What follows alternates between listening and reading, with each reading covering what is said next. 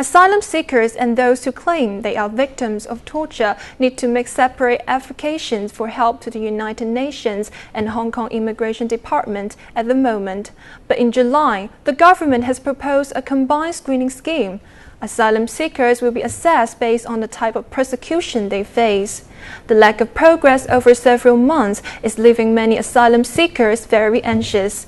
Jackson Ho has the story. Self-Portraits, Unmasking Hong Kong Refugees is an exhibition held by the Society for Community Organization. The artists are asylum seekers awaiting resettlement in Hong Kong. Their art says it all. Their fear of retribution and their need to hide. Renting a house, a room is absolutely difficult because we can imagine that 1,200 per month in Hong Kong, you cannot rent a house or even small cubicle. Now a lot of cubicles in maybe some Shui Po is above, the rent is above 3,000. Yeah, so with 1,200, sometimes you can only rent a very, very small wooden cubicle or cage homes. Yeah, and sometimes you cannot even rent a cage homes. Yeah, because cage homes are also expensive nowadays. According to SOCC, asylum seekers live in Sham Shui Po, Yuen Long, and Tuen Mun.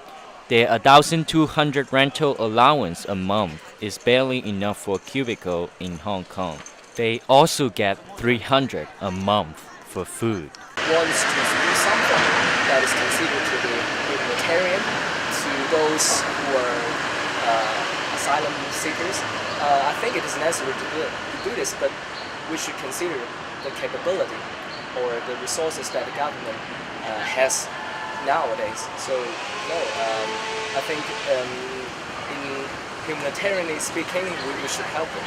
But economically speaking, or even consider the financial status of the Hong Kong government, we should do this. Asylum seekers live in cubicles and with horrible living conditions. Chongqing Mansions is one of the places where they live and congregate. It charges $168 per night for a room. These people fled their own country mostly because of war, violence, and political persecution. As the Hong Kong government has not signed the Refugee Convention that grants permanent residency to asylum seekers in China and Macau, refugees in Hong Kong still struggle in the dark and wait in legal limbo with no end in sight.